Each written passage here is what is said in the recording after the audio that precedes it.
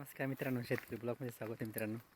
तर आपण आलो होतो शेतामध्ये पाणी भरण्यासाठी, पण लाईट सारखी ये जा करते मित्रांनो. तर लाईटचं काही खरं नाही दिसत आहे आज. तर पाहू शकते मित्रांनो तुम्ही बॅकग्राऊंडला आपला हा गहू पीक आहे. त्याला आपण काल पाणी भरलेलं आहे. शेवटचं पाणी आपण भरत आहोत मित्रांनो त्याला, कारण की गहू आपला पूर्णपणे म्हणजे झालेला आहे तयार. त्याला फक्त आता शेवटचं पाणी देत आहोत मित्रांनो, जेणेकरून त्याचं थोडंफार जे राहिलेलं असतील दाणे ते आपले जे पक्के होऊन जातील, म्हणजे दाणे चांगले भरून जातील, याचा अर्थ असं होतो मित्रांनो. तर त्याच्यामुळं आपण शेवटचं पाणी फक्त देतो आहे. दिलं तरी दाणे जे असतील ते एकदम भारी भरून जाणार आहे आणि भरून गेलेले आपण पाहिले पण आहे मित्रांनो.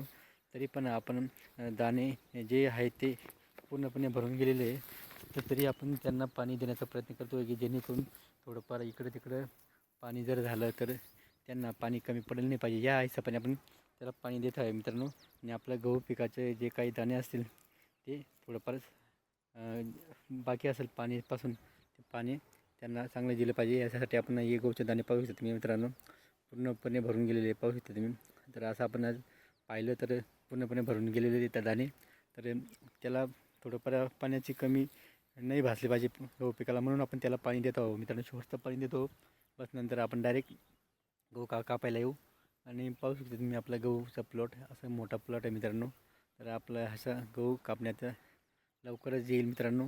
आणि आता ऊन तापल्यामुळे तर सारखं लवकर आपलं गहू सुकून जात आहे आणि त्याचं पण गहू कापायचा सीझन सुरू झालेला आहे असं समजून घ्या मित्रांनो. गहू पूर्णपणे आपले झालेला आहे मित्रांनो. व्हिडिओ आवडले लाईक शेअर कमेंट करा, आमच्या चॅनल सबस्क्राईब करा मित्रांनो. जय जवान जय किसान.